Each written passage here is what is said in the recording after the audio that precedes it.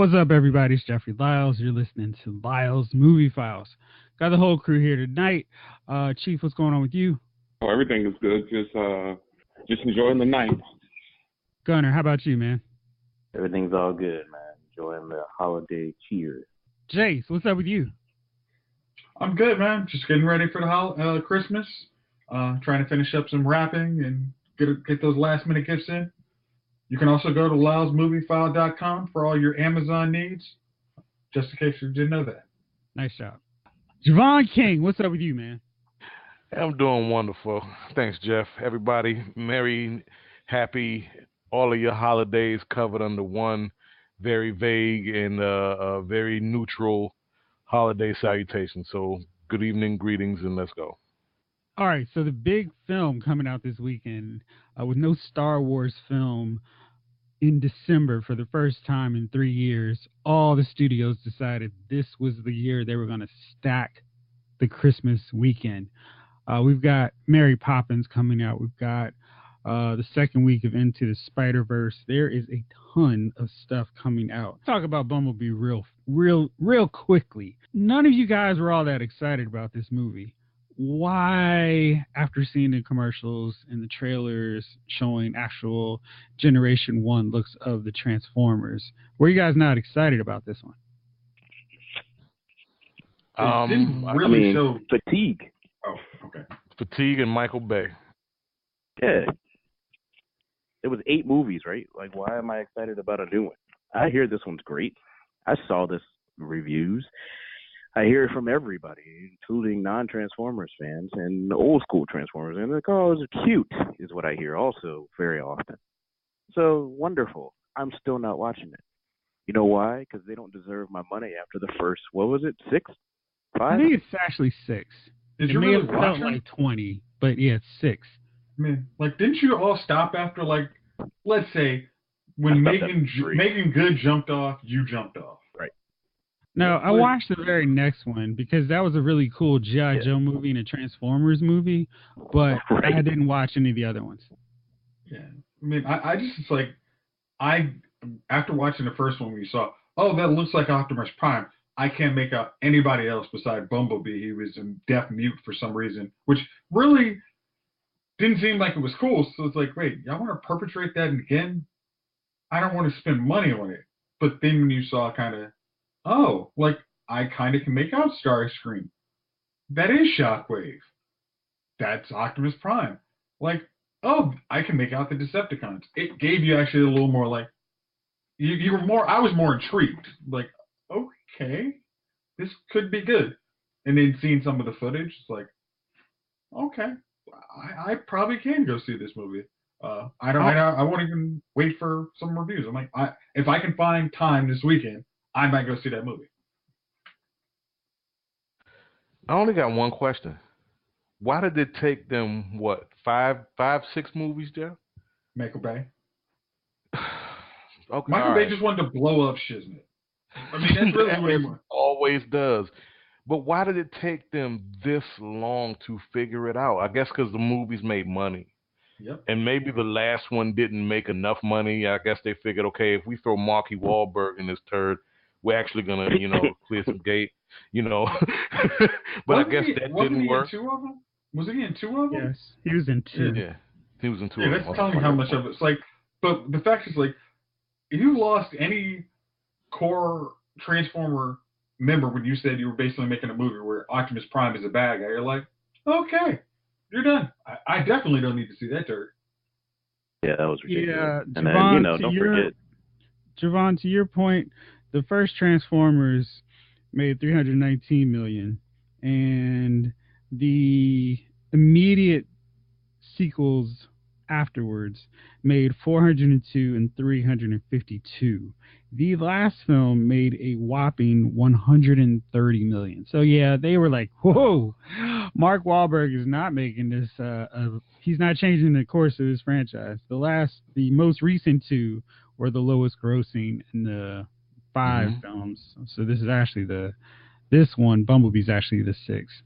Yeah, they probably didn't make up cost on those 2, but they made under like $200 million. Those things are expensive. I mean, Michael Bay explosions are expensive. You're right. Last night, the last film had a budget of 217, so its 130 definitely didn't help. And Age of Extinction had a gross of 245 and a production budget of 210, so barely. Now that's It just would help the domestically, first so it three. made money. Well, they were just awful movies. I Yeah. mean, That too. the main problem with them, and yeah, the main problem with them was just they focus way too much on the humans. And to me, I can see literally any other movie and see people reacting weirdly to crazy things. I can watch a sci-fi movie and watch people react to robots. The heart and soul of a Transformers movie is not how humans react to these skyscraper tall robots. It's a robot. And they don't understand that it's weird because I watch what Marvel Studios, and it's like I use that example because Marvel Studios understands what they're doing. They don't tell a Captain America movie from the perspective of Sam Wilson. They don't tell it from Peggy Carter. They tell it from Steve Rogers' perspective. He's the hero. He's the focus of our movie. Can you imagine what Iron Man would have been like if they focused on Happy Hogan? That's the Transformer movies. They focus on everything except for what you actually want to see, what you're paying your movie ticket to see in the theater. What was the part? What was the to encapsulate that? What was the plot of the first Transformer movie? Transformers land on Earth and they align with Shia LaBeouf's character, who helps them defeat the Decepticons. Now that's a problem, because humans should not be the determining factor in an Autobots versus Decepticons war or fight. I mean, they should just try not to get stepped on. Yeah, we're just there. We have no impact on that. Yeah. We're the observers. We're not the focal point.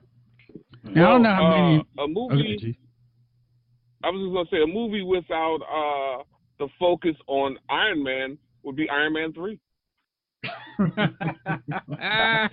Hey, that's a great point. That's why it's my least favorite of all the Marvel Studio films. Gosh, I hated that movie. Yeah, so it's I don't know how many Chief may know because he's deep in the comic books, even though he fakes like he's not.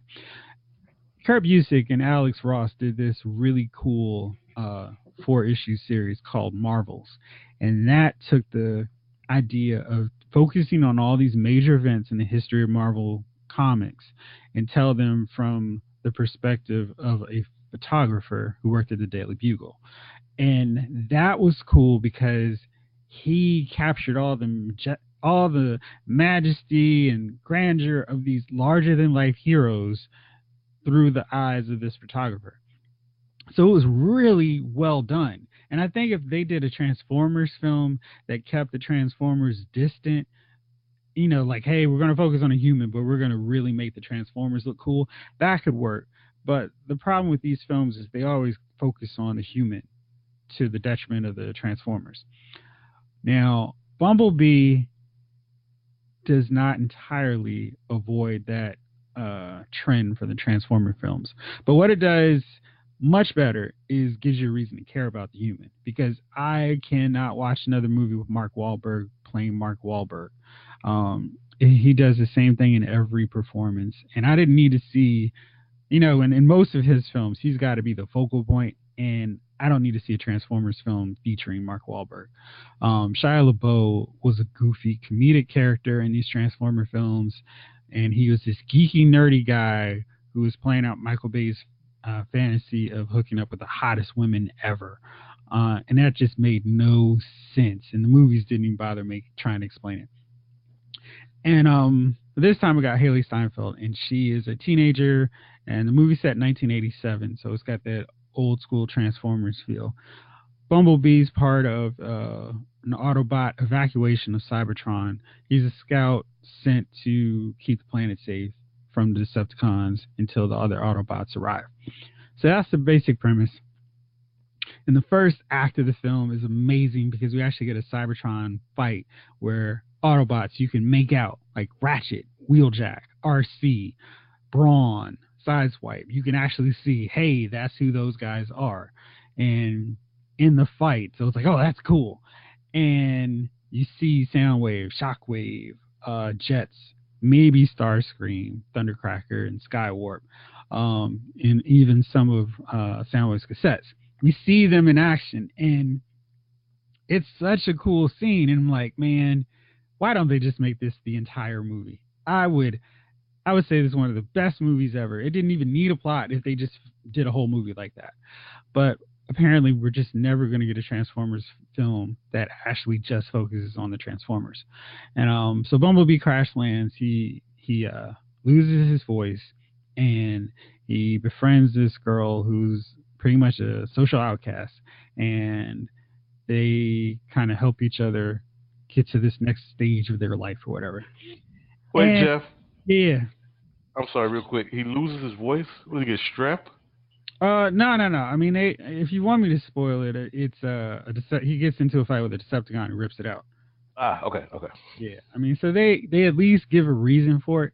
I think my biggest issue with this film was that they tried to link up the continuity with the Michael Bay films. This is so much better that it just needed to be a standalone. This is our soft reboot of the turds that Michael Bay created.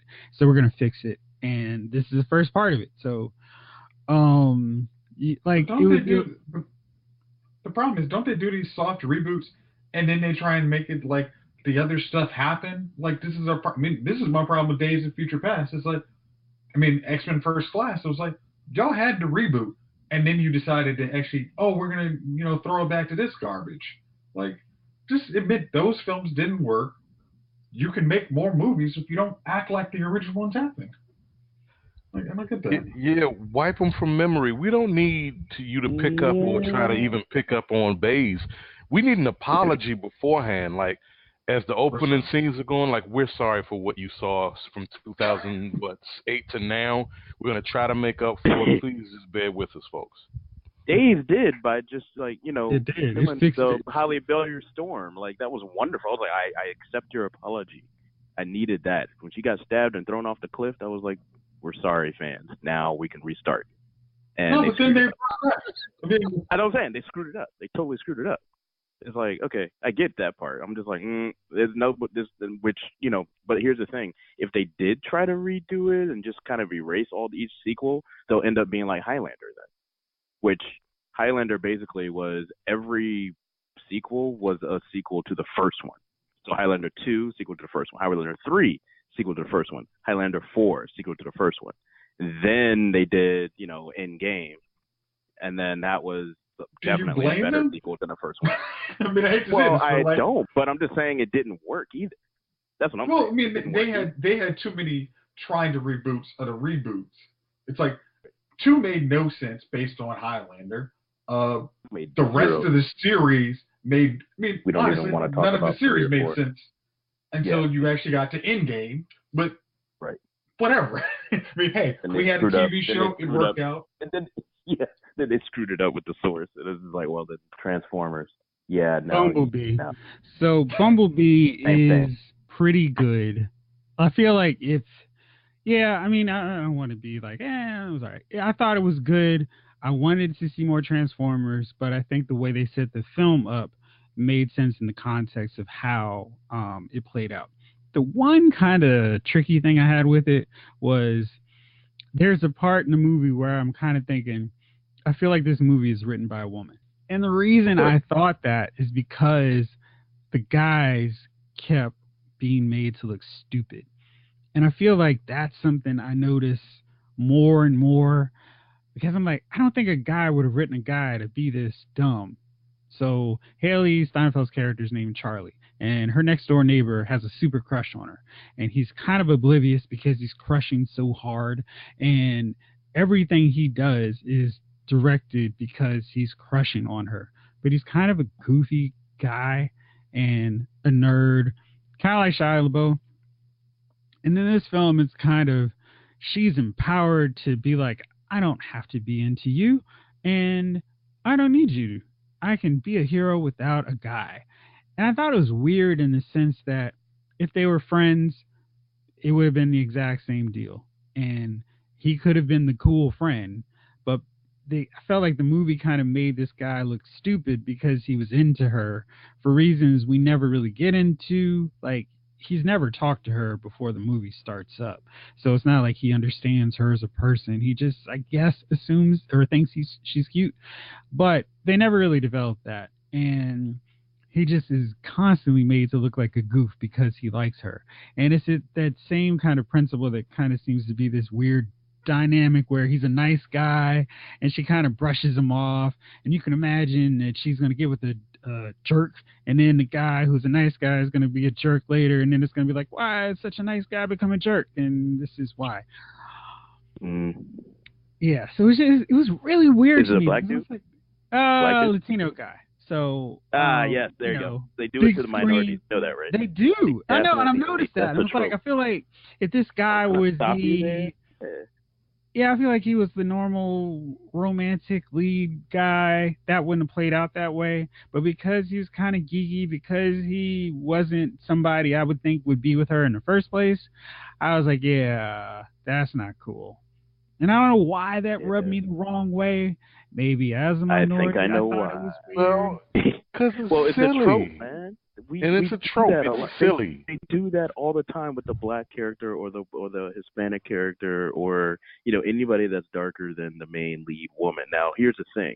Like, I was gonna stop you because I'm like, well, if a woman wrote it, they're definitely writing it from their point of view, just like we've been writing things from our point of view, and we get a lot of patriarchal stuff. And no, it's true. And not saying all the time, but it happens, right?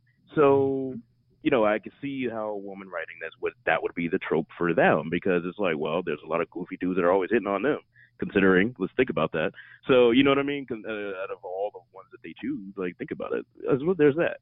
So, but in the movies or on TV, whenever, especially when white women write this stuff, and I'm calling them out, especially when white women write this stuff, is always the goofy dude, but the goofy dude always has to be a minority. Okay. And if anybody wants to prove me wrong, go down the list of TV shows and any time where the main character isn't a romantic lead, or the main male character isn't a romantic lead, I guarantee he's a minority. The end. Okay. Or gay. I guess I want to just make sure. Was the movie written by a woman?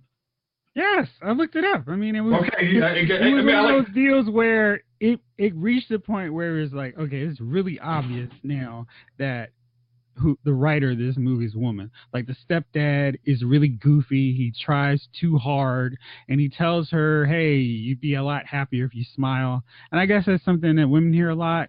And, okay, it's like, yeah, okay. But the problem was there was no guy who was just cool.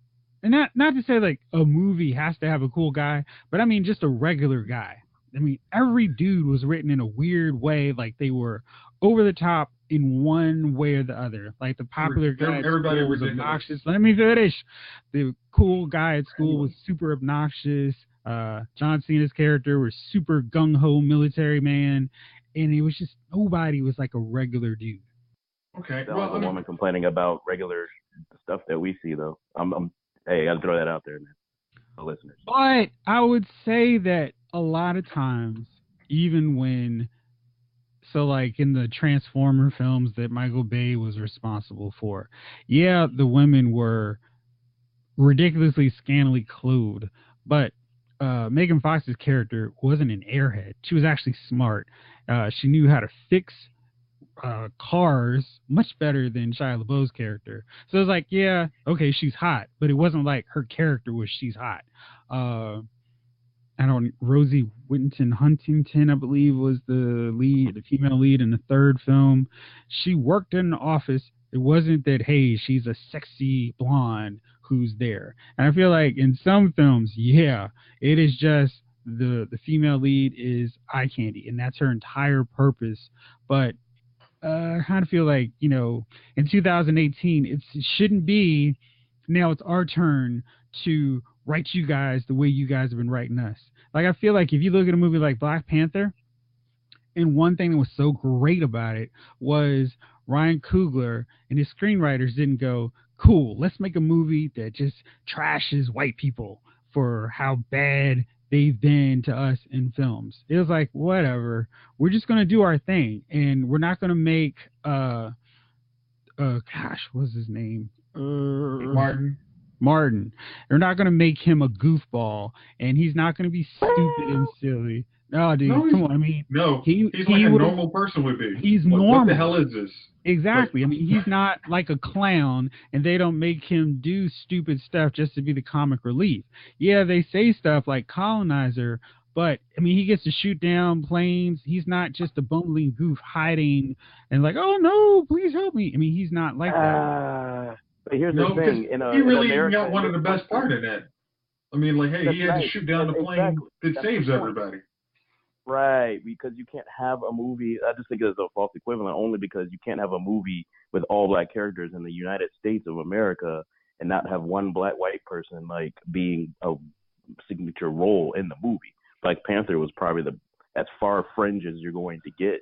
You know what I mean? But think about it. Like, you had a movie about Miles Davis written, basically based off a book written by his son, right? And the main lead character was the plot was centered around and Don Cheadle mentioned that. He was like, dude, I wanted to make this movie. Hollywood said I have to do this. Well, so I mean, you mentioned that's how it is. I just think that was a false equivalent. That's all. I was like, whoa. I was gonna say you also mentioned the Bruce Lee movie, Birth of a Dragon. I was gonna mention it on something else, but yeah, I was gonna mention that for some other reason. But yeah, later. But no. I mean, that's true too. Birth of a Dragon. Look at that crap. Like, the whole it's centered around the white dude student who may or may not have existed in real life. Like, right? Like, it was just like, come on. So that's why I was like, nah, I don't know. I don't think you can do the white black woman men thing and make that a false equivalent. Well, I guess here's the problem is if your take is what most people will see that first couple of days, Jeff. It's not going to make that much money either, and then they're going to be like, well, see, the problem is we've focused too much on the Transformers at the beginning. They won't get the right lesson. It's like, hey, just make it so everybody's confident and not a boo, and nobody's trash. I'm like, hey, actually, you can make it so everybody looks heroic or villainous, like certain other movies that we're going to talk about. But like, you can make it like, hey, here's a good, here's bad. You can make it an example of like, hey, you can be heroic. You don't have to be. Every minority doesn't have to be asexualized or just completely neutered. You can actually make them like, hey, I see you got this problem with this Transformer. Hey, can I help you out? That's something I had never seen before. That's super cool. Like, I'd like to be part of this. Like, I don't think you're attractive at all, but let's be heroic. Okay, let me get back to Gunner's point. So, I think the way a lot of movies have been made in the past are wrong because it's just one perspective. And I'm tired of one perspective. You go outside, you go to the store, you see other people that don't look like you. And I don't think Black Panther, including a white character or two white characters, is wrong because I just think that we don't need to be like what we've seen in so many other movies. Like, we don't need to make our movies where the white guy's the bad guy, like we've seen in some TV shows and movies steered without a black person in the room, where the black person's a hood, a thug, a rapper, etc., some negative stereotype. And I think in general we all need to do better with how we put our movies out. The filmmakers, the people who make these TV shows, it needs to be better. And I use Black Panther as the example because it's not an all black movie. And I don't think we need to have all anything movies anymore. And that's what I was saying with Black Panther. This film goes, okay, all the guys are boobs. And it takes this woman who realistically should not be in the middle of this fray with Decepticons and an Autobot saving the day. I mean, that's my biggest issue with all of the Transformer films. But I felt like this one had to diminish the guys, not even necessarily have them on the same plane, but just make them look stupid to make the female character seem better by comparison. And I think she could have been just fine without making the guys look stupid. I can dig it. I understand what you're saying. Don't think I don't get your point, please. No, I'm just saying. Hey man, it's a discussion. Yeah. I'm just saying, it's a Transformers movie. It is not the hill I'm gonna die on because it's a freaking Transformers movie. All right, let's move on to something that at least half of us have seen now, or most of us at this point. Aquaman. Now this is DC's only film for 2018. And I know we've discussed this several times, but we've had some real questions about that decision when Marvel Studios put out 3 films, and 3 with arguably 2 of their best films in their entire 20 film library. And then there have been other studios that have put out good Marvel films. We've seen Deadpool 2. We've seen the excellent Spider-Man Into the Spider-Verse. So bringing up the rear is Warner Brothers' sole DC film, Aquaman. A lot of pressure on this one because Man of Steel was divisive. Batman versus Superman pissed off a lot of people. Then Suicide Squad angered people who were just like, they're never going to get it right. Then Wonder Woman came around and people were like, hey, there's a reason to be hopeful and optimistic about DC films. The future of DC films is female. Let's do that. Justice League comes around.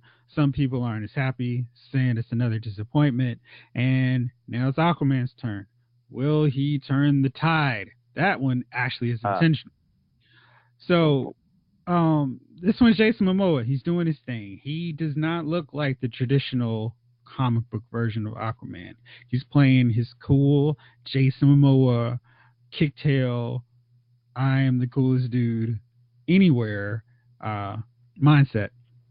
I think it actually works for Aquaman because I'm tired of Aquaman writers feeling the need to apologize for a guy who can talk to fish, who can control sharks and make them go after people. Like, that's a cool power. He has super strength. He can swim at sonic boom speeds. I mean, there's a lot of cool elements to the character for the right creator willing to embrace that without feeling the need to apologize. Yeah, he's got an orange shirt. He's wearing the green pants. And, he rides on seahorses. Sorry. I ain't screw that. I mean, just commit to it. And James Wan, the director, co-writer, does that. He's like, screw anybody who thinks Aquaman's not a cool character. And he puts together, I think, honestly, one of the most ambitious comic book movies I've ever seen. It is fully, wholly creative. Like, it is a superhero version of Avatar meets Raiders of the Lost Ark meets Flash Gordon. It is so many things in one film. And I've heard some people hate on that fact. I don't know what they want in an Aquaman movie. I don't care. I love this movie. I thought it was so creative, so much fun. The globe, the realm traveling really embraced the comic book feel in a way that not a lot of solo comic book movies are able to accomplish. And Amber Heard was great as Mera. Mera, to our earlier discussion, is not treated as a sex pot. She is every bit as important to the story as Aquaman. And she doesn't have to be so souped up powerful to stand on the same level as him. She just is. Everybody treats her as the same level, and there's no big deal like, hey, Mara, you're so awesome at being my non-sidekick, but it was so amazing the way you beat those guys. There's none of that. Mara doesn't need propping up because Mara knows who she is, and she doesn't need Aquaman's encouragement. She doesn't need anybody to tell her how awesome she is. And that was the problem I mentioned to Jace that I have with Supergirl, because anytime Supergirl does something, Superman has to come along. Kara, that was so awesome that you did that. You're so much better than me. I never could have flown that fast. And it's just stupid. But Mara, she just does her thing. She creates hard water. She's like making daggers out of wine. I mean, it's just so much cool stuff that goes down in this movie. And I was just like, wow, I can't wait for Aquaman 2. Now I'm going to go into some more things. But Jace, what did you think of it?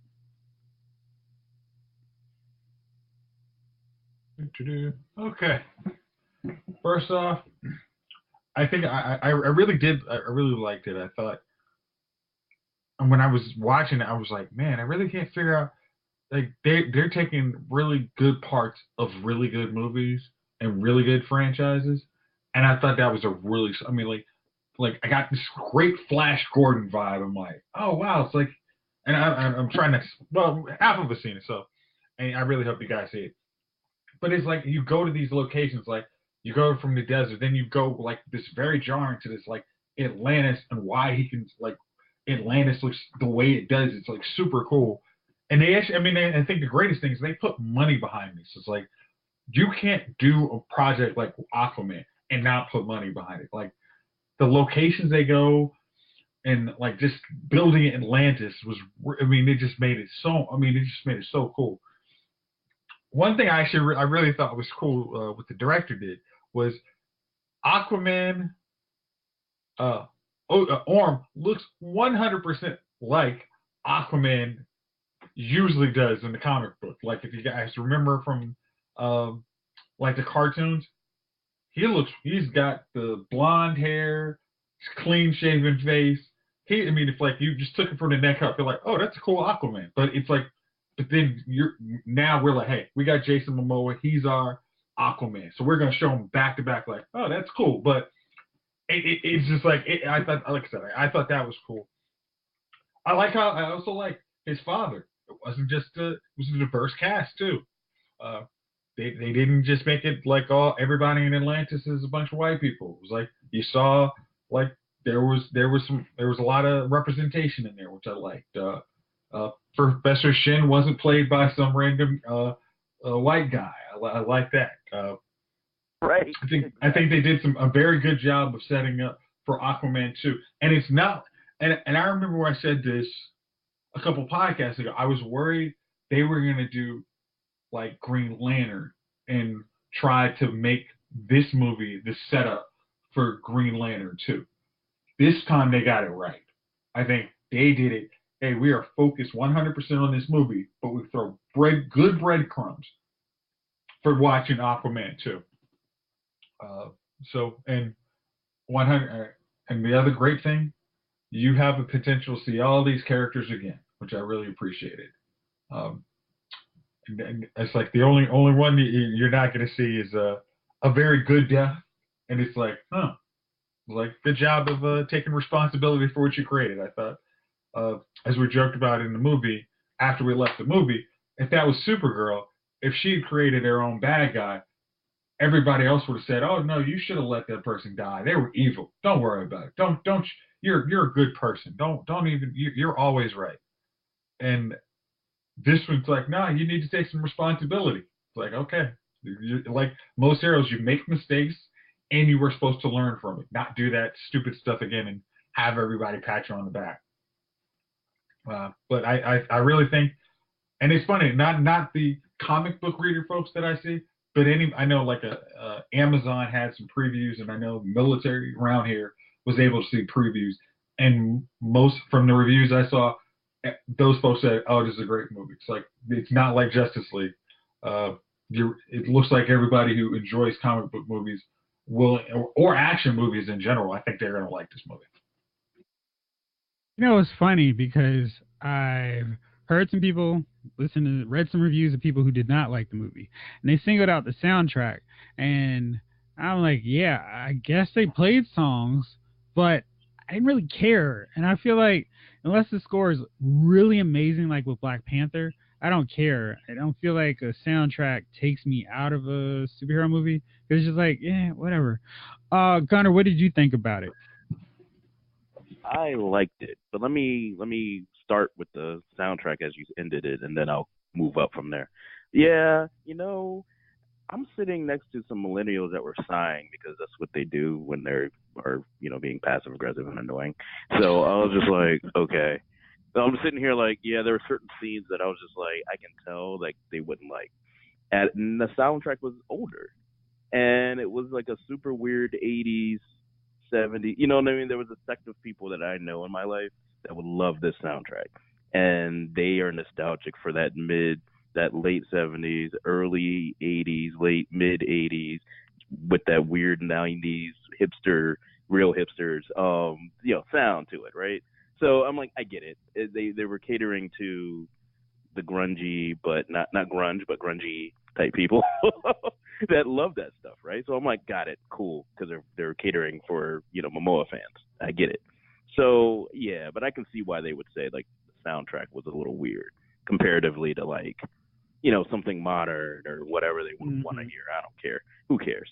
Like you said, who cares? Like, I don't know, but I definitely can hear that as I was going back in my head about the soundtrack. I'm like, yeah, the millennial next to me was probably pissed. So, but there was another. I liked it. Someone asked me, Javon, you asked me, how many screaming. What was it? Screaming. Screaming cages. Nicolas Cage. Yeah. On a scale of 1 to 100, 100 being the best, I said 98 because I'm taking away 2 for 2 reasons. Only 2 reasons. There were some solo shots that did last a little longer than they needed to, right? Just like the standing still solo shots. But then when I realized, I'm like, oh, this is for 3D. The way they shot it, the way Atlantis looks, which it looks beautiful on a regular screen, which is the way I saw it, and on 3D, I'm like, interesting. We saw it in 3D. That's the difference. Like, can you imagine this movie on 3D? Like you said, it was Avatar. There it is. That's exactly why. And so I was like, that's why there's so many solo shots, long scenes. Remember that long kiss scene that lasted like a good 5 seconds longer than needed to? Oh my God. 3D. Oh man, that scene. 3D. That's crazy. gonna look. Yo, yeah. I would highly recommend it. Paying to see it in 3D because it looks. Yeah, I'm about to do incredible. That. Oh man, because it really does a great rotation on that, and it's like if you see it in 2D, it would just be like, what's going on here? But you seeing that? No, it was great. It was great in 2D. So I can only imagine. So that's why I was like, no, it was only. That's what I'm saying. Like, I think people that did see that screening or screenings like it, they didn't see it in like a 3D screening, right? So they were just like, oh, so many longs. I'm like, well, yeah, it's supposed to be for like IMAX and 3D, straight up IMAX 3D. So I'm like, I'll take, that's why I was just like, it's only 1 point. I don't really care. Like, that's fine. It's a superhero movie. What do you expect? So, and then the other one was something that I did kind of get annoyed by. It was like that they kind of overdid the surprise explosion scene to the point where it started to get predictable, right? You know what I mean? From Nicole Kidman all the way through in every location. I mean, every single one. It was like boom. I was like, okay, I get it. They're happy, and then all of a sudden something hits them. I'm saying, I think they needed to stop using that effect. Probably the 5th time they used it. That was my only issue with that movie. I swear to goodness, this movie is so good. This is probably one of the second best DC installments that they did since Superman. Man of Steel. Because Wonder Woman really did do really well, and it was just like, I'll give it that 99. That 99 screaming Nick Cages. But this one, this one's really, I mean, my goodness, this one gives hope. And then they're going to screw it up again with Shazam, I can tell. But no, okay, Jeff. Until then, I mean, I'm just going to look forward to part 2 with Black Manta. And they didn't, okay, cool, you don't have to have Black Manchester, from the Supergirl show. You don't have to say black all the time, but you got Black Lightning because I like it. I'm like, why? I'm very like, look, I'm black. Call me Black, whatever my superhero name is. Call me Black Magneto. You know what I mean? Like, exactly. Like, that's who I am. So he's like, I'm Black Manta. I'm like, thank you. Don't try to hide it. I'm pissed. Right. I'm black. I'm Black Manta. Like, yo, you killed my dad. I re-engineered this tech. I mean, I'm like, dude, I love all of this. He's a genius. Got it. He's just like, oh, you gave me a start? Cool. Let me get this stuff going. Done. And I'm going to kill this cat. The end. You know what I mean? And I survive, so I can be at the end. I love that. I'm a big black. I love enemies, so I love villains. So I think Black Manta is like an underrated villain. So I'm happy to see him in this first movie, along with the Orin thing. Some people might think it was too many enemies. Nope. He's got to become the king, so he's got to fight his brother, and he's got to fight a real enemy that he created. And I love how this storyline went. Going back to our women our women empowered women conversation. Like, look, every character was not obtuse. It wasn't like I'm just the goofy hero that stumbles into herodom. You know what I mean? I'm scared, this, but I'm gonna try to get it in. You know what I mean? Because I'm just gonna keep fighting. And even Faith, he's like, look, I got my butt kicked throughout this whole trip. Like, I get it, but I got to do something. And then, you know, when he got the thing and all that stuff, I'm not trying to spoil it for everybody. When he got the thing and all that, it was just, he was just like, look, now, okay, I got it. I'm trying to be humble about it, but look, I got to get this. I got to get my king back. I got to get my kingdom. I got to get my people safe. That's it. Hey, I just found out, you know, blah, blah. I'm trying not to spoil it because I know two of y'all haven't seen it. It's very hard. But you know what I mean? Like, I thought, and then, like, here's Mara with, like, look, I'm trying to convince this goofball that he needs to come and save all of us because I actually believe he can, but I'm not going to, like, shorten myself. Here's what I'm going to do. I'm going to find this thing myself. If he's coming, cool. You know what I mean? If he's not, I got to figure it out anyway. You know? I don't know, man. It just seemed like every character had an angle, had a couple of sides to them, was not just one thing, you know what I mean? And even Oren, you can understand, like, yo, mom, my mom's made sense. she's protecting you. And I'm pissed. Like, screw that. I'm good. No, I'm gonna take over this whole thing.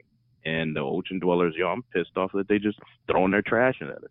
Retired. I love that scene when it was just all this trash on the shore. That was awesome. It was like, man. It was like, we're gonna spit it back at you. You were down there, yeah.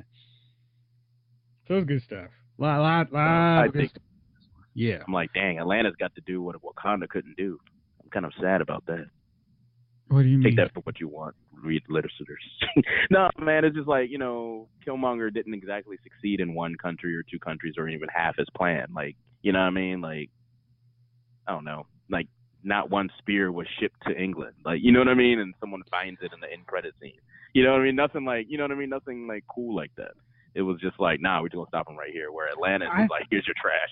Here's I think all it your was trash. more of a deal of that was a personal thing. Like, he needed to claim the throne before he went out because he was ostracized from Wakanda all that time, and he needed to get the throne. So for him, it was more important to do that, and then as the new king, lead this onslaught on the rest of the world. So he just never got to accomplish that because he got stopped there. And I think it was just more personal because, you know, the two sons are fighting. And it didn't necessarily need to go to the rest of the world. Because, you know, if that happened, they'd be coming after Wakanda in the sequel. So maybe that will be the base of the sequel. Anyway. Maybe. Yeah. Who knows? So, Chief, Javon, you've heard us talk about Aquaman. What are you guys thinking now? Are you looking forward to seeing the movie? Oh, definitely. Definitely. I mean, the glowing endorsement from my guys here. And I admit, I was the first one to say, no dice, no sale.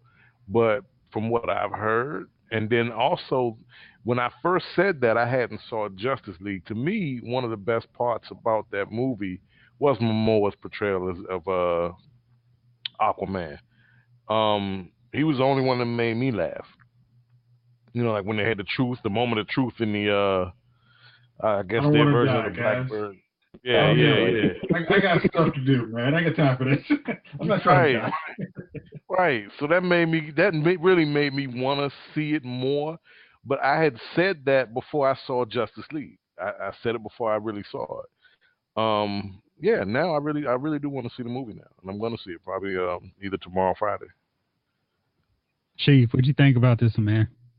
You ready for Aquaman? Yeah, well, I've been ready since I saw the first trailer.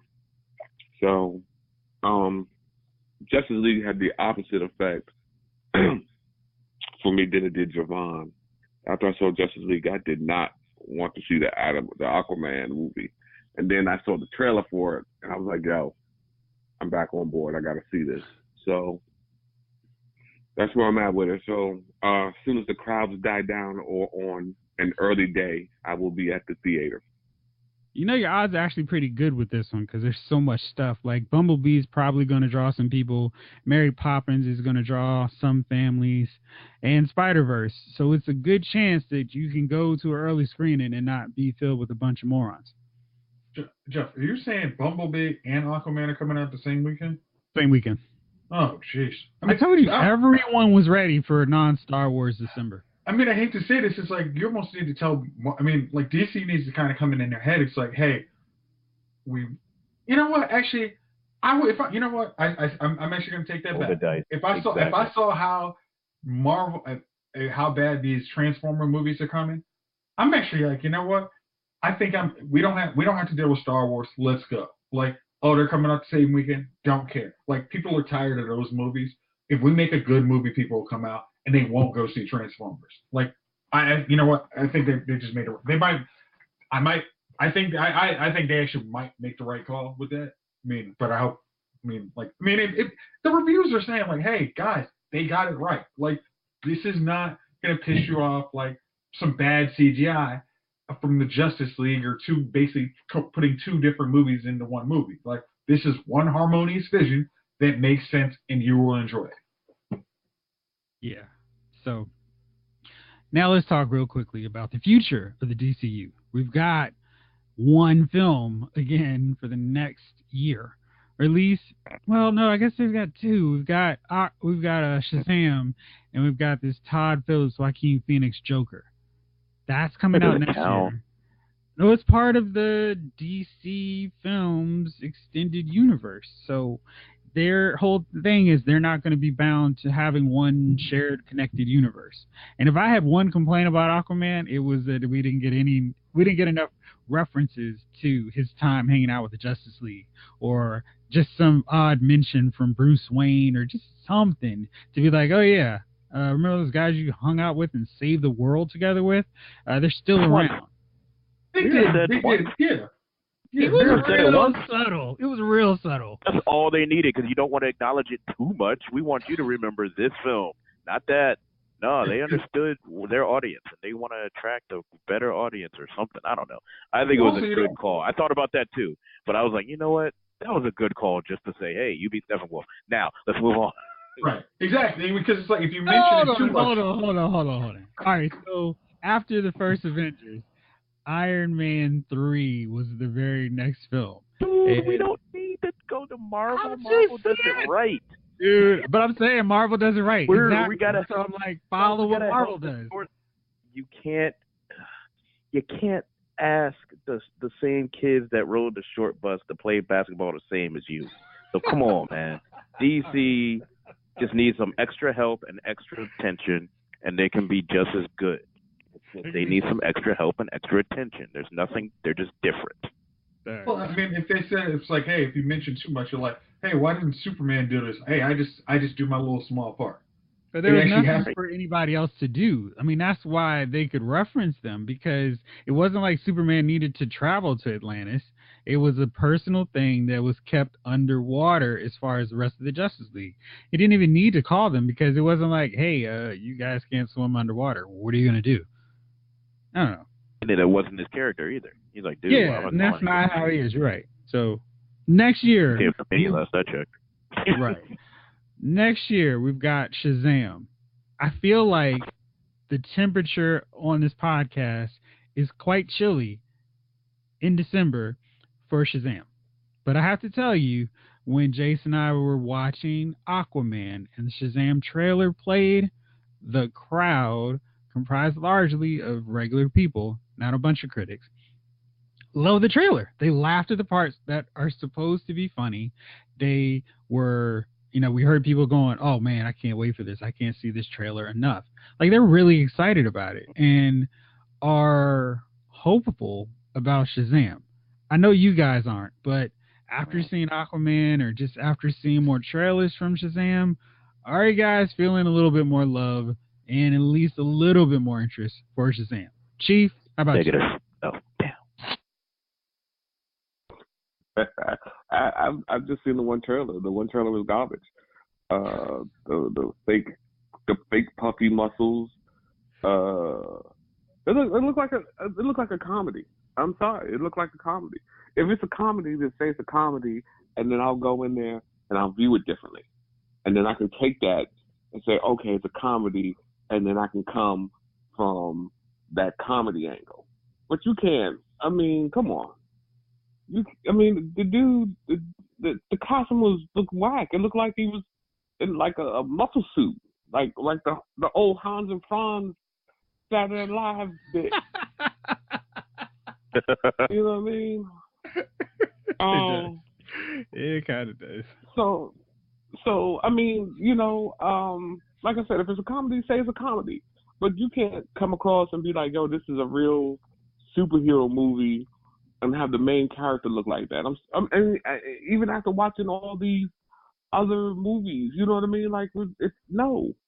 Like, if you watch even, you know what I mean? Like, Superman is ripped in real life. Yeah.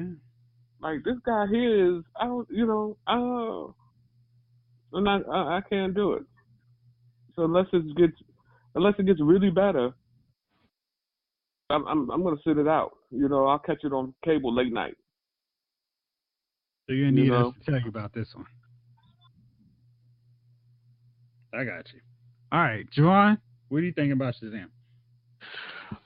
My only ask is like Chief. I saw the trailer, and I'm gonna tell you something. When you're in the movies, they can show you the trailer for School Bus Fire, and you'll be like, you know what? I kind of want to see that. You know, you're caught up in the moment, I guess, of the movie, the excitement. You want to see a movie, right? And trailers are how they get you. We've discussed that before. Trailers the hype. What I'm hoping for with this movie is they don't take it seriously. It doesn't look like they're taking themselves seriously from the trailer. Have fun. Hopefully they have fun with it, and just like you said, straightforward comedy, Chief.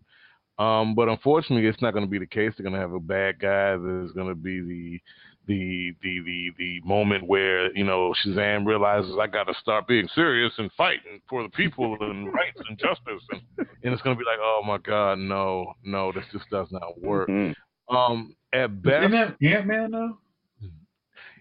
No. It is. No, because everyone was like, "Oh, it's going to be a superhero movie," and then it actually became a comedy. We all went in there thinking this is going to be a school bus fire because of how many directors they had. I mean, screenwriters they had. Ooh. But then it turned out to be really good. You know why? Paul Rudd. The end. Yeah. Everybody loves Paul Rudd. Yeah. The end. Yeah. Okay. And that's the thing that this movie doesn't Marvel have. Knows how to cast. Who's Shazam? Zachary Levi. Exactly. Yeah. It's Chuck. Okay. Did you watch Chuck? Chuck was funny. Chuck was funny. That show has been off the air for how long? Thank you. I was gonna say that show's been off the air for like 10 years, right? Like, when did that joint was like at their height? So let me just be clear. The height of their popularity was definitely 10 years ago, wasn't it? Yeah. Like I don't know, man. Like, no, no, seriously. That show was on from 2007 to 2012, so it's not been that long since it's been off. And didn't they have to change their plot situation in 2012? Listen, it was an NBC show. I don't trust NBC with anything outside of football. There you go. So I got to descend on an NBC show, dude, when Paul Rudd's been, you know what I mean? Paul Rudd was a highlight of, what's that, the pregnant Anchorman. Anchorman. This is 40, Knocked Up. He's been killing it for a decade. Up. Yeah. Getting Sarah Marshall. Yeah. In movies. I love you, man. Yeah. He was I'm trying to figure out. I don't know this Chuck, dude. Yeah, I'm like trying to figure out who I would have cast in that role. Maybe God, I'm really struggling to figure out who you know who I would cast in that role? Superman 3. I wouldn't even make this damn movie. This is ridiculous. I'm so like, we shouldn't even be talking about this. And then when is it coming out? Right when the other Captain Marvel's coming out? Guess who's going to win? Guess who's going to win? I'm serious, dude. This is going to be like Green Lantern. Sorry, Jeff. I know it's not my turn. This is going to be like Green Lantern. Exactly like it. They already look at the trailer. If you compare the trailers to this one and the Green Lantern, I guarantee you'll be like, oh. Oh, that's a great super suit. Whoa, shouldn't a super suit? No. Well, everybody hated on Green Lantern suit because it was bad. I'm gonna say this, and everybody's hating on this suit. I'm gonna say this, and then I gotta go for the airport. But he looks like the comic book. I mean, his outfit in the comics super puffy. He's not as defined as Superman. He was drawn a little bit more cartoonish. But go ahead, Javon. What you got to roll? At best case scenario, Ant-Man, Deadpool, where it's or Galaxy, Guardians, right? where it's a surprise, it's funny, and it becomes that sleeper that DCU needs. Worst case scenario, this is gonna be Spawn or God, give me another Superman 4: The Quest Steel. for Peace. Nah, Steel. bruh. Yeah. I'm already on it. It's gonna be Batman and Robin. Oh. It's not gonna be that. Yeah. It's gonna be a DC dumpster fire. can't afford. No. It would. Hey, It's gonna be a dumpster fire with turds that were dried up in the corner. That's what it's gonna be. If they put nipples on a Shazam suit, I'd be inclined to agree with that. Yeah. I don't know, man. This Shazam suit looks pretty fake anyway, so. It's just how bad is it gonna be? It looks like the Black Lightning suit, only they had a movie budget. Like, it just. I'm sorry, this movie's gonna be terrible. Y'all go mark my words, and I will wear a Shazam T-shirt. Oof.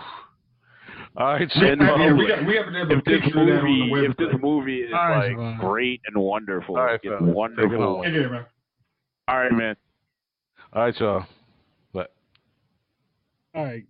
So you're saying that yes, this could turn your opinion on this thing, huh? Exactly. Turn it into a worse situation than I thought it was going to be in the first place. I think it may surprise you. All right, so let's move on here because I think we're just trashing poor Billy Batson. Is there any interest? I mean, because I know me with comic book movies, I'm pretty much down for whatever. If there's a basis from an actual worthwhile comic, I'm interested. I have no interest in this Joker film. I think they've overplayed Joker in so many movies. I feel like after Heath Ledger, we just need to retire the character for 2 decades. Batman has a plethora of good villains. We still need a good big screen version of Bane. We could do Riddler.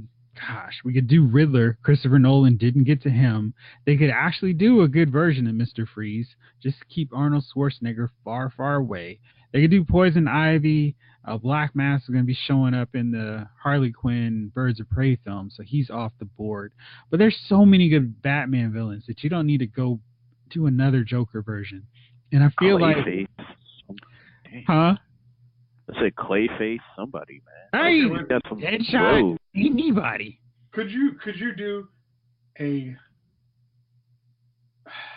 I mean, like, if you wanted to do Batman, you could do a Court of Owls. Like, you could make. Since we've seen 9,000 Batmans, like Court of Owls kind of changes up the whole everything you know about Gotham. So it's like it's almost like a kind of a reset. So it's like, hey, if you want to do a new Batman, it's like, hey, why not just do Court of Owls? Like, they've got a new Batman coming. They do have a new Batman movie coming, and maybe they work those guys in. But I'm just like, of all the Batman enemies, I'm the least interested in a Joker standalone because I feel like a huge part of that character is the mystery and uncertainty of his actual origin. Telling a story about who he was before he became a psycho madman clown doesn't interest me. Well, again, I guess my thing is like, if you want to do something really ridiculous, just go with what is it? The War of Jokes and Riddles. It's like where based on your review, you were saying like this makes this dude and Riddler unpredictable, like crazy, and actually you see why Batman has to get rid of these dudes. Like he actually has to focus on using different abilities to get the upper hand on these guys. Like that would be something we're seeing. Like a Joaquin Phoenix Joker is like, no matter what actually is done in that movie, it's going to be treated as like, yeah, that's fan fiction. Get lost. Like, I don't care. It's not the Joker origin, so move on. Yeah, how is it supposed to be part of the grand scheme if it's a different Joker? Because Leto didn't leave, right? I'm sorry, did Leto leave? No, it's a different story. It's a standalone movie that's just telling a different take on him. Yeah, that's it. And in a world where nobody understands your movies, you don't need anything else to confuse them. It's like, this is what I was saying, like, DC needs one universe when it comes to the movies and TV. Like they need next year's crisis. Like there can't be, oh, we have somebody with a different take. It's like you see how Marvel could go, but they're not stupid enough to do it. You have one Sam Jackson playing Nick Fury in TV and in all of the Avengers movies. Like you don't need this. Oh, it's not this guy. He's not the Joker. Jared Leto's the Joker, but this guy's also a Joker. Oh, and then if we make a Titans Joker, then we got another Joker. It's like no, you don't need to confuse anybody. You need not just your core audience. You need people who don't watch this stuff religiously to be like, oh, that's Joker. Okay, that's cool. Like if you have all these, oh, didn't he play Joker? Oh, that was some garbage. I didn't see. You don't need more of that. Like, Chief, what do you think about all this, man? I mean, did the Joker need his own movie? That's what I'm saying. I don't think he did. And I kind of agree with you. After Heath, man, did anybody really need to see a Joker? The only thing this Joaquin, I don't even know, man. I think they try to bleed us for every dollar they can on everything. That's what I think. And I think that people put out, I mean, if you put out whack things, I think people go to see them. And that's what we should come up with a script and just put out a whack movie. I told you we should squeeze something and then just put it out. And I'm ready with my knives for the right, you know what I mean? And then just go ahead and make a profit off it. It doesn't make sense, half this stuff. The Joker movie, next thing we know we'll have, a Grundy movie. Yeah, it doesn't make sense. I don't want to. I don't, you know what I mean? You say a Solomon Grundy movie? Yeah, I don't want to see that. I don't want to see the Joker movie. I don't want to see a Penguin movie. Oh God, we already saw a Penguin movie. Batman Returns is basically all Penguin. Oh. I like Batman Returns. Yeah, but it was so Penguin focused. I mean, I don't mind Danny DeVito, but after a while, I got tired of his waddling butt. It just doesn't make sense for that. I like I said, I haven't seen, then again, I may see the trailer and be like, oh, but just the way I felt about a Venom movie. I still don't want to see a Venom movie. I still haven't seen the Venom movie. I have no intention of seeing it. I didn't want to see a Venom movie. I didn't need to see a Venom movie. And I don't need to see a Joker movie, to be honest with you. So, DC Comics DC is just whack. It's they just on some other stuff, man. This one hot movie every 3-year average has got to go.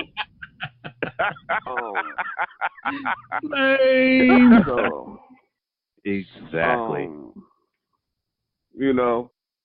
So we'll see, man. I don't think they're gonna get their act together.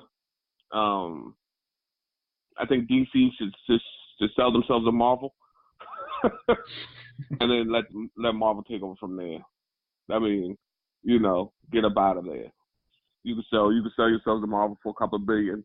They got it. Disney has it, and let that ride, because you guys aren't doing nothing with the storyline. And even you push back Wonder Woman. When's Wonder Woman coming out now? 2020? Yeah, something like that, right? Yep, that's ridiculous. I guess that's why, because the other Captain Marvel's coming out, right? Why was that pushed back? What was the actual explanation? Like a barnyard mouse. and you know what I mean? And DC is doing nothing.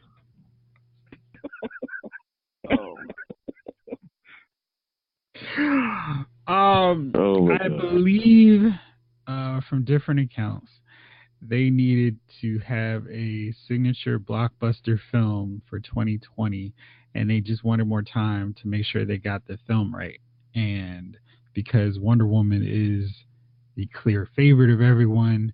They didn't want to mess it up. Which, as long as this is as good as the first one, I'm fine with. Next year is going to be stacked with comic book films anyway. Of course, Avengers 4. We've got that Dark Phoenix debacle. Oh, we're not talking about that. We're talking about Captain Marvel. When does she come out? March. See, that's why they didn't want Wonder Woman coming out, man. They were like, nah, let's just put this Shazam crap in April. Because ain't nobody going to watch it. Wonder Woman was set for June, so it was going to be far enough away from it was set for June. Everything else. But, Avengers is like, Avengers is right there. Like, what, the 28th? So last week of April. So yeah, like the 28th or something like that. Yeah. It'll likely dominate through May and into June. But I think they had it coming for the end of June. But Shazam, again, is coming out in April, right? Like, they were just like, look, we're just going to throw this crap right here so they don't forget about us. That's why I don't think that's a bad strategy. I don't think it's a bad strategy. I think that's the time between the March and the. Because I think it's a bad strategy only because now normally no, yeah, I would totally agree with you. I'm sorry, I would totally agree with you. But this year, what did they do? Black Panther, and then all the way through Black Panther, they were like, we're gonna keep playing this. We're gonna keep playing this. We're gonna keep playing this. Avengers 4. I think what happened was play both at the same time. No one expected Black Panther to just be the third highest grossing movie of all time. I mean, that's just like, whoa, okay. Sure. Nevertheless, why did it still have, you know what I mean? Why did they still put a movie right in between that time period, given precedence of the year, right? You know what I mean? It's safe to assume that Captain Marvel is not going to be the same level as Black Panther. Because I think, hear me out. So Black Panther had a lot going for it. It had up-and-coming rising stars in Boseman, Jordan, Lupita, and on-the-rise director Ryan Coogler. Had a lot of buzz. Black Panther showed up already in Civil War. A movie focusing on him is going to get more attention than a standalone spotlight, because historically, none of the characters who started their movies before joining these franchises have been anywhere on the level of an Avengers film outside of Iron Man. So, Ant-Man, Doctor Strange, both did really well. They were in like the $60 to $80 million range. Nice for solo comic book films.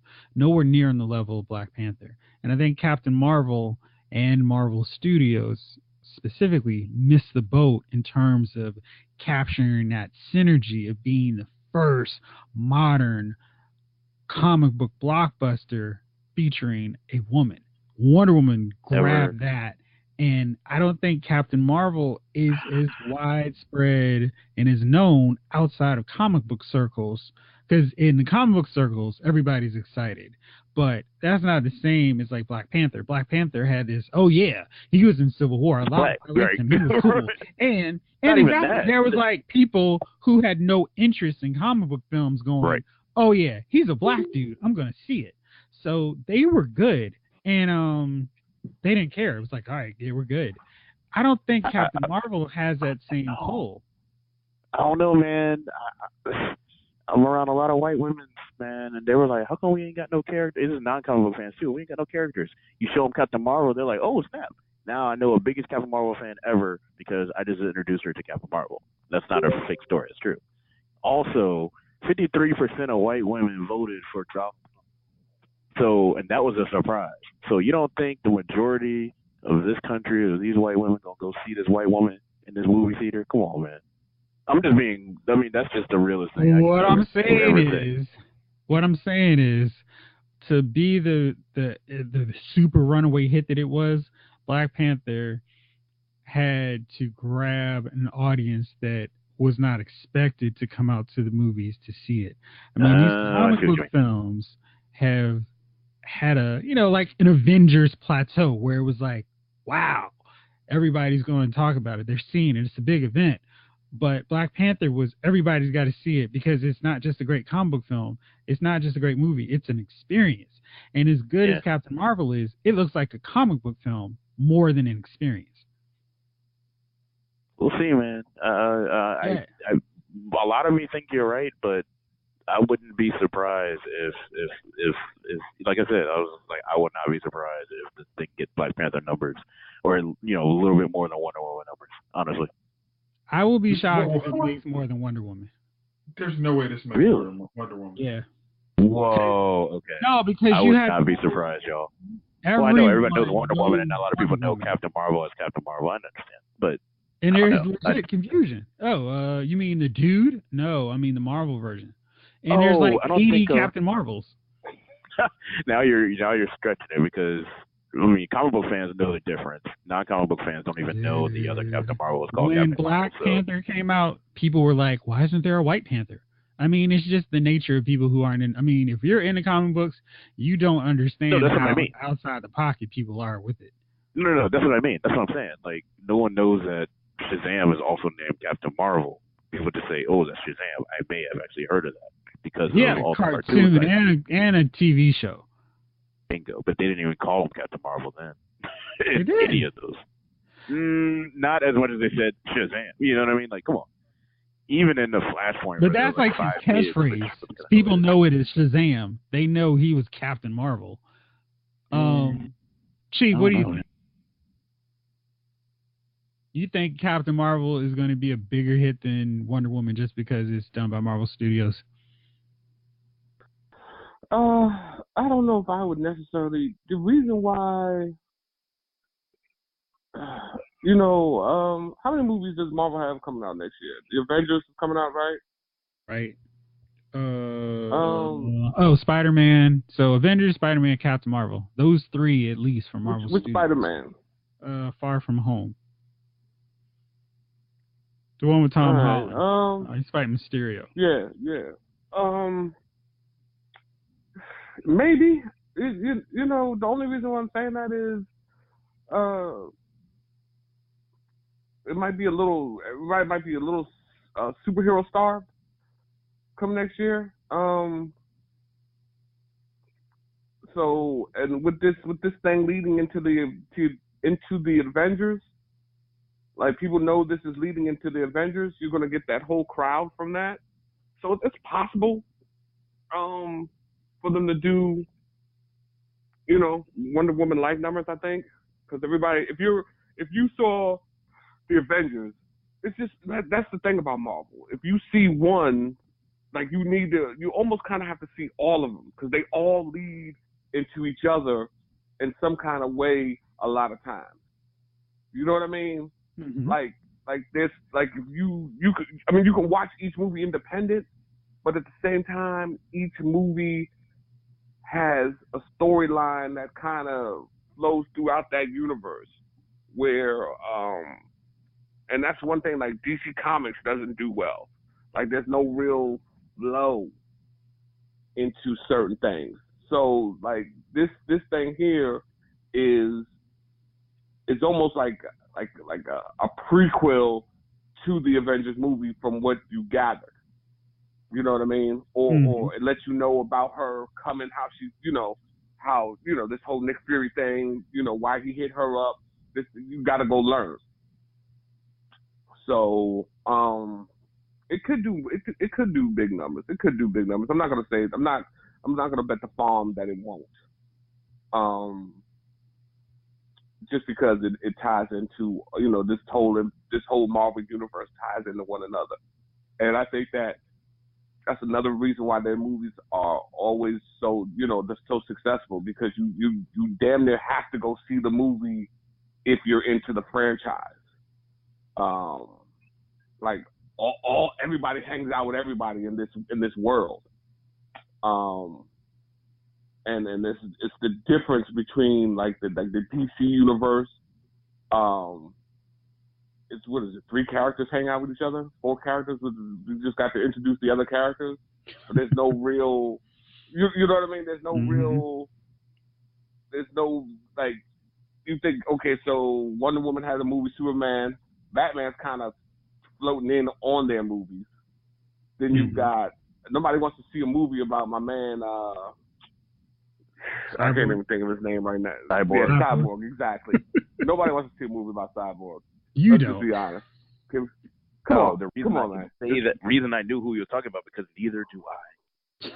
That's a black Right, hero. You right. know I'm down, but nah, bro. Like, because they don't write them Something well. about We've him gone is through this. Right. You don't want to see a cyborg movie, and then you may not really want to see a Flash movie because he's kind of, I don't know, At a TV unsure show. hanger.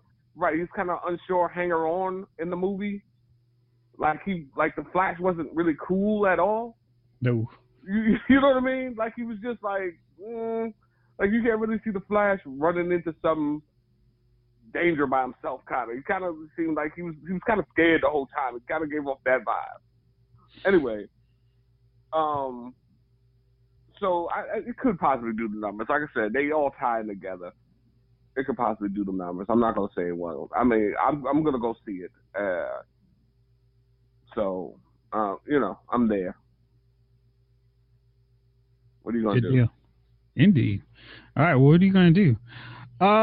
So we had a lot of controversy on social media today with the release of the first reveals of the Aladdin pictures. This is the new Will Smith film. It's a live action version of the Disney animated movie. Lots of people had tons of comments. A lot of them circling around Will Smith's genie not being blue. And I'm kind of curious as to why people think behind the scene photos would have him blue when he already said it's going to be CGI. So that was weird to me. Fellas, what you guys think about this? Jace, you interested in Aladdin? Did you care? Or did the pictures make you want to see it more? Anytime they do a live action movie, I'm never excited to see it, honestly. Like they did Beauty and the Beast, what was it, Jungle Book. I'm always like, the comic. I mean, the cartoon, you can do more things. I mean, you really. So I mean, you have to make a big giant budget for a genie. So instead of, why would I mean, I just don't understand why I want to pay money to see like Will Smith being a genie, and then they're gonna go CGI on him, and it's like, I'm quite comfortable just seeing the original cartoon of it. I mean, so I'm not excited. I mean, the cast looked like, hey, they should be in that area. Like this is not, Ireland. So I appreciated that. I didn't want to see a blue-faced Will Smith the whole time. And as somebody who watches Once Upon a Time, I don't think anybody was complaining about the genie being a black dude in that. So I don't see why. Huh? There it is. That's my point. Like, I was like, didn't we already see a live action genie who wasn't blue? So are they just pissed that he's brown? Yes. Moving on. Well, no, honestly, it's more so it's Will Smith because it's like, wait a minute, this could be a movie where we're not overly represented, and this is some of this BS is just literally social media. It's like some of this people, if you talk to poll people who don't have social media and you show them a picture, oh, okay, but the Twitter warriors and all them folks, they're gonna complain about everything, and this movie is like, hey, you show me a trailer. Maybe it gets my money, but just a couple pictures, unless somebody looks completely off, like once you see the original X-Men all in black leather, that's the instantaneous turnoff. Like you're like, really, you're not even being faithful to any part of the source material. Like if you see, you want them to wear yellow spandex? You know what? We definitely needed to bring you back to connect these universe, dickbag. Yeah, I mean, as long as you just say, hey, we're making. I mean, really, even releasing the pictures is like, you almost are just like, you're inviting this criticism just by inviting the pictures. It's like, you're not going to get the full picture until you show them a trailer. Like, this is really going to look magical, live action Aladdin. But if you show them some pictures, you're just like, let's see what the social media buzz is, but everybody hates it. Go. And that sounds like that's what they got. Yes, and a lot of people apparently are crushing on the guy who's playing Jafar. That was another hot take. Chief, did you see the pictures yet? What do you think about this Aladdin thing? I haven't heard about the Aladdin thing. This is the first time I'm hearing about it, to be honest. I mean, as long as Will Smith's not saying Sabu the monkey, What are you gonna do? You know what I mean? I just I mean, was Shaq played a Shaq? Who did Shaq? Shaq? What was the Shaq genie? Kazam. Back in the 90s. Kazam. All right. I mean, that's what I think about it. Confused by the whack movie Shazam that will be coming out next year. Right. It's always. I mean, like I said, there's always some. What are you gonna do? I mean, you remember what was that whack movie Will Smith just had out on Netflix? I Need You Bright. Right. Yeah. I mean, maybe that's his time. Maybe it's his time for whack movies. I mean, he doesn't bring the blockbusters in like he used to, right? He's gotten older.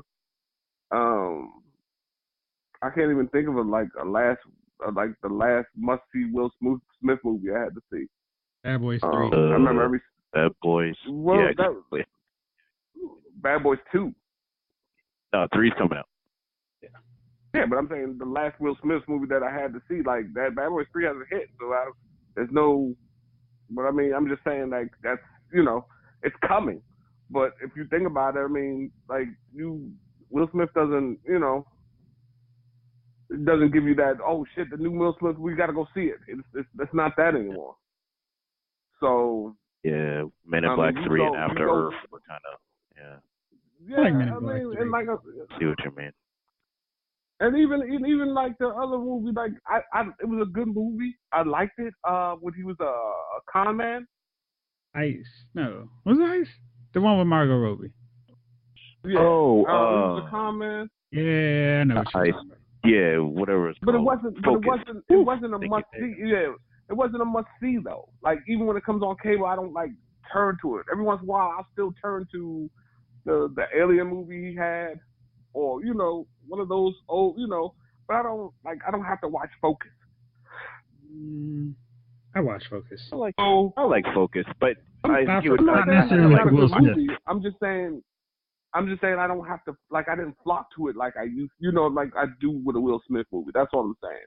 So you didn't go to the theater. That surprised me. Right.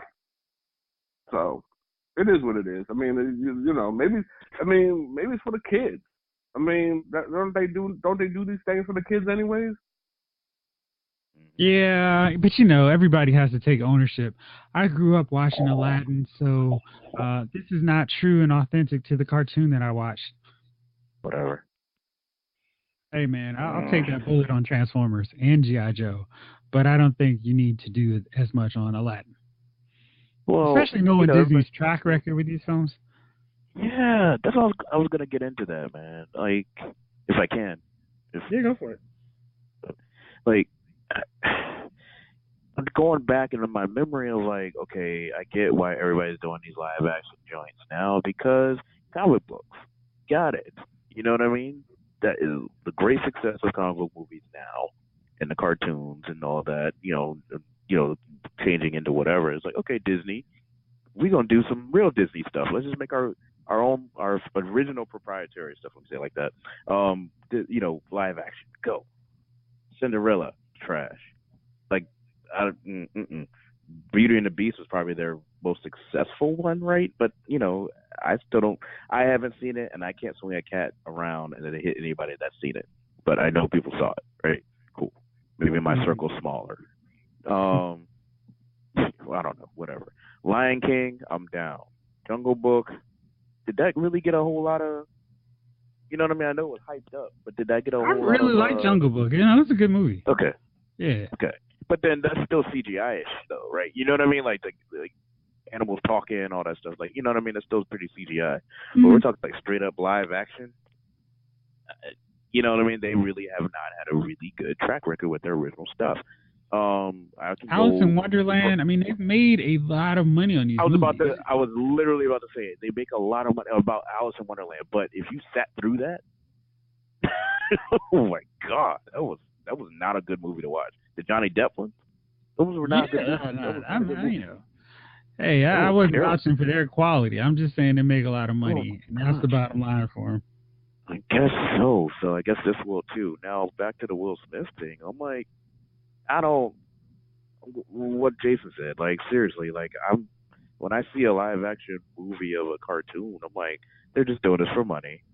I don't mind it. Cool. They're gonna have, you know, some cool things, but I mean, unless people Bryson and Regina Bell are live singing a whole new world, I don't I don't really need to be there.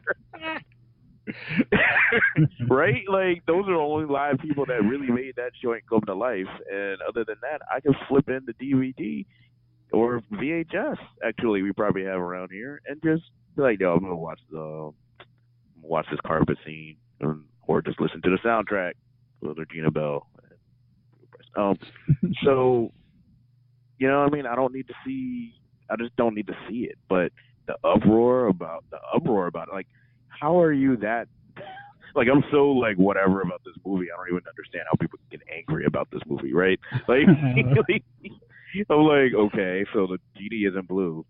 He's a black dude in a or a brown dude. Let me be clear, in the Middle East-ish country, right? Where are they again?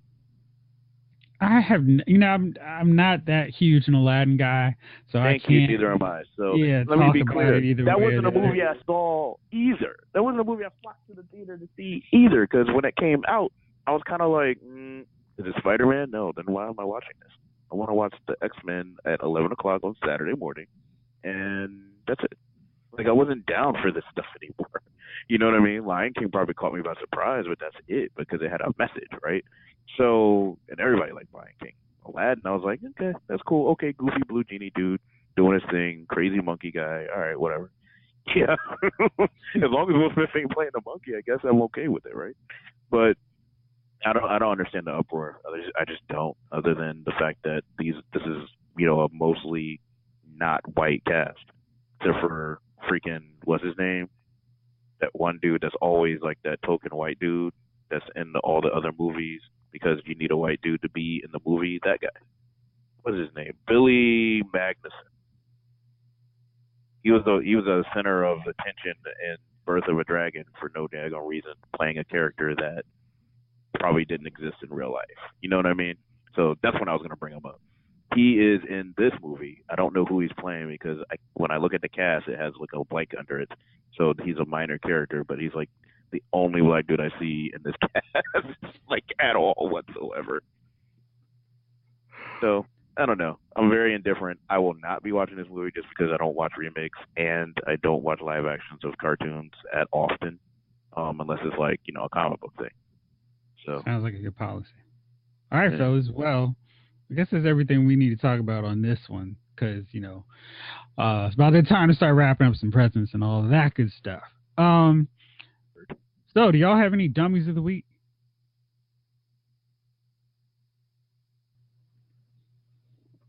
Okay, Gunnar, what do you got? Man, my dummies of the week are people who, okay, you're not in the Christmas spirit, cool. But speaking of social media, people going crazy about like Christmas movies that are classics, or just maybe they're just, they're dated, whatever. And people just going in on all Christmas movies. I'm not just talking about like Love Actually, which is, again, not a hill I want to die on at all, because I definitely understand how, it's very male centric. I get it. You watch it from that perspective. You're like, oh yeah, well, yeah, the women characters are kind of obtuse and one dimensional. But other movies, like everybody's like, oh, It's a Wonderful Life. Oh, well, I mean, that's just old timey. I'm like, no, man, watch it again. It's actually very, like, it can be actually relevant to this time. People, Christmas Carol. How do you hate on the Christmas Carol? Scrooge, the Bill Murray joint. People hating on that for some reason. I'm like, well, he was a dick. It's corporate America. And I'm like, y'all taking this stuff too seriously. What I have gathered is that all these people are just projecting their own crap on these movies because other people enjoy them. And you know what I'm not taking in 2008? Well, no, not what I did not take into 2018, that I'm still not taking in 2019. Angry people who project their crap on other people. Now, we are talking about movies and stuff that people like, but if people didn't like them, then they would probably leave it alone. You know what I mean? Like if people are like, "Oh, this is great," or you know what, I like this movie, or you know what, oh, it's that time of year, I can't wait. You know what I mean? Other people who have ugly souls, who made crappy life decisions, that decided to do whatever they wanted to do with their lives, and then it didn't work out so well, are hating on other people, and it's really annoying. And I'm just seeing it a lot more on social media now, and right now during this Christmas season because their lives are very lonely. And that sucks for you. Go seek counseling. Go find a friend. Go get a dog. Go make some cookies. Something. You know what I mean? Like, yo, I'll make some cookies. Look, I'm baking now, man. Like, come on, I'll make you some cookies. Just chill out. Why are you ruining it for everybody? It's just, it's just another example of social media creates a platform for a lot of people and a lot of things. And yeah, free, cool. Everything's free. Everything's out there. But to use that freedom to be negative is always something that I'm always going to be against. So enjoy your Christmas movies, everyone. Don't let the haters, including Love Actually, which I don't like for other reasons. But just watch them. Do whatever you want to do. That's it. I have dummies of the haters week. Off. I have dummies of the week, but I'm going to hold them because yours is perfectly Christmas centric. As we're heading into Christmas, so it makes sense. Mine to hold for next week. I endorse what you just said, though. A couple of good movies if you're in the mood to watch and explore on Netflix. The Christmas Chronicles is really, really good.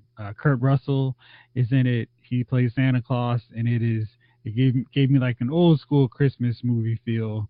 It's really funny. He's good as like a semi-modern Santa Claus. Like the only thing that kind of made me groan was fake news, which I hate hearing and everything now.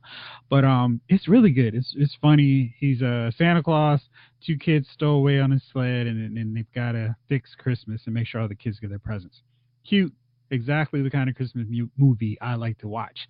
Another good one is Princess Switch. Vanessa Hudgens does the Parent Trap gimmick where she plays 2 characters. One is a duchess, the other is a baker from Chicago, and it's cute, it's funny, and that formula works when you have a performer, an actress who's able to pull off playing 2 characters, and Hudgens does a really good job of making her 2 characters different. So it's a lot of fun. You get a chance, check it out. Do not watch a holiday calendar. Jace will agree with me, it is a lame Christmas movie, but if you want something that's easy to digest, you can watch that one too, because like Gunnar said, no need to be Grinches and Scrooges during this Christmas season. So that said, thank you guys for coming in as always. Thank you all for listening. Hope you have a great Christmas. I hope that at least some of us will be back next week so we can go over our best of. But for now, ho ho ho, this episode of Lyle's Movie Files has been filed.